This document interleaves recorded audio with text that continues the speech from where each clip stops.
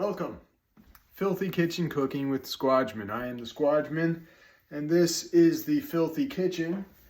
Today, we are going to cook aromatic rice. Basmati rice means aromatic. Smells nice. So, here is the rice. 1 whiskey glass of rice. Now, I have this huge pot. Rice goes in the pot. Why is this pot so huge? Is this the way you do it? No, this is not the way you do it, but for some reason I have about 9 pots. When I got these pots, they all had lids. I have never taken one of these pots out of this house. I have never thrown away a lid, but for some reason all my pot lids have disappeared except for the one that covers this pot. So until the mystery of the missing pot lids is resolved, which I don't think it ever will be because I've been looking for these pot lids many times, and I don't know if Nancy Drew or the Hardy Boys or someone like that can figure it out. I have no idea where these pot lids are, so we are going to use this huge pot. Now what am I doing? Am I panning for gold here? No. We are washing the rice. Step 1, when you make your basmati rice, you wash it. There's too much starch, too much loose starch. So if you look here, this water is very, very cloudy. Cloudy water is not good. Clouds in my coffee, clouds in my coffee. So what you do with this rice is you wash it. Good old-fashioned water. That's all it takes, a little bit of water. Now, more water, we're going to wash it again. You keep washing the rice until it is no longer cloudy. Okay? Wash this rice. Very important. Generally, it takes probably 6 rinses, maybe, to get the cloudy out.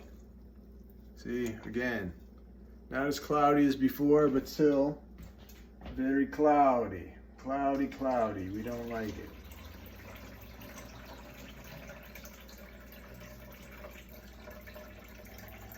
Now be careful when you pour out the water, you don't accidentally pour out the rice.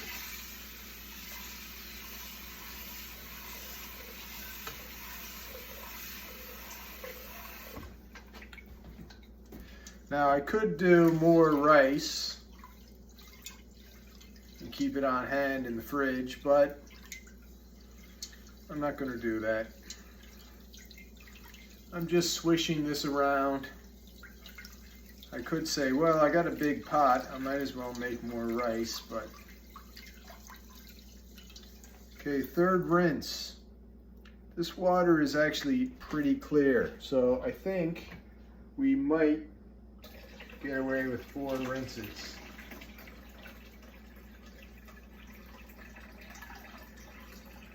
If you use a more sensibly sized pot, you might have to rinse it more. But for some reason, I'm going to go with 4, I think. 4 might do it.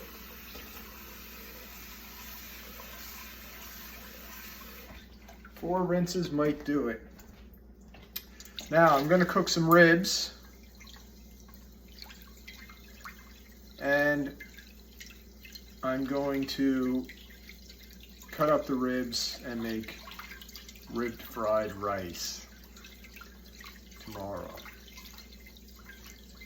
I might have some ribs and rice today, but if you're frying rice, it's generally a good idea to use cold,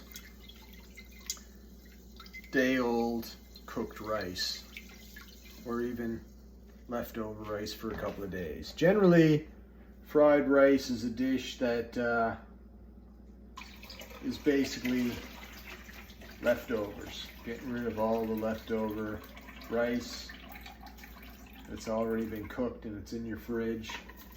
That's traditionally the deal. All right, I'm happy with 4 rinses. So what I'm going to do now is I'm going to add the water. So we had 1 whiskey glass of rice. So we have two whiskey glasses of water. We're going 2 to 1, people. 2 to 1. So here's 1 whiskey glass.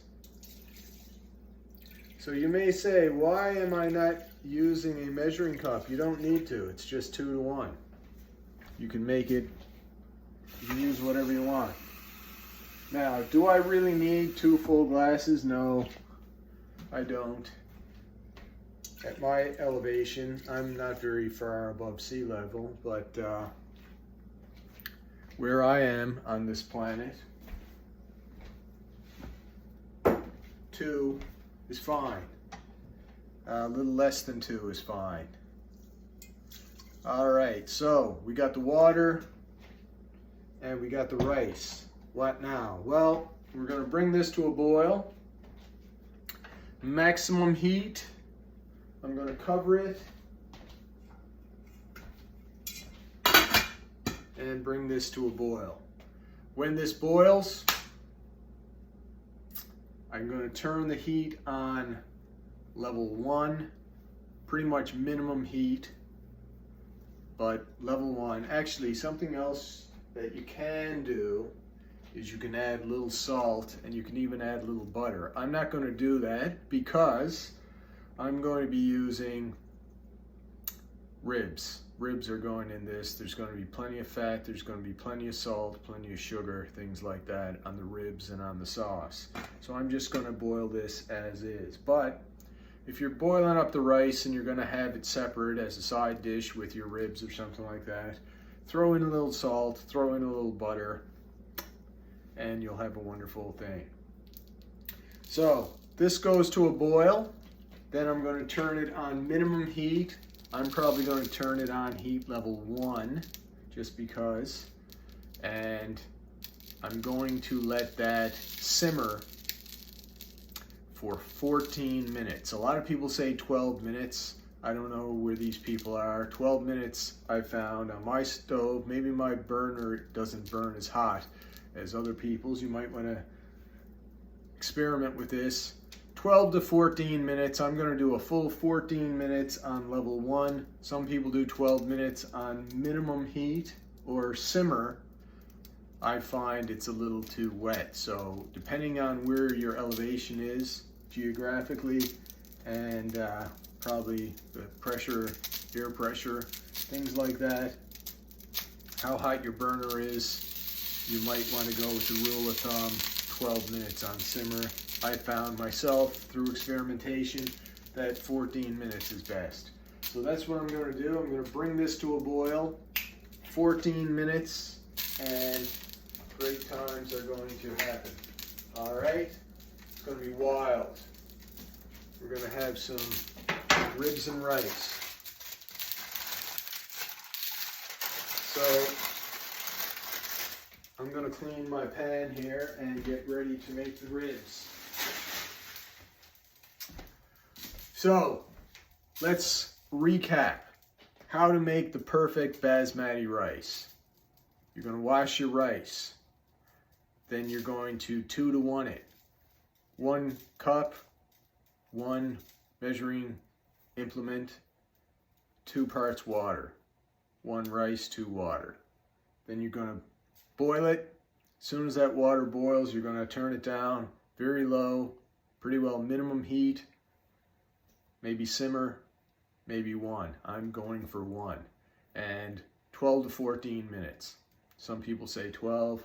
With this pan, with this pot, I should say, that I'm using, 12 minutes is probably fine because it's very wide and very low rice, and the water is probably going to evaporate very quickly. But I'm not going to burn it either way. I'll make sure I do not burn it. So we're going to come back after the rice is done. I'm going to prepare the ribs, and when the rice is done, I'll show you what it looks like in the next video. So who loves you, baby? This guy, don't forget about it. Remember, you're somebody's favorite person in this world, probably mine. 7 o'clock in the morning. So till next time, if you're going through tough times, we're going to think positive. We are going to wait patiently, and we are going to endure hardship with grace and dignity, and we're going to hope for better days. And if you feel like spending some time with me through our suffering, then I'm here for you. So till next time, love you. Goodbye.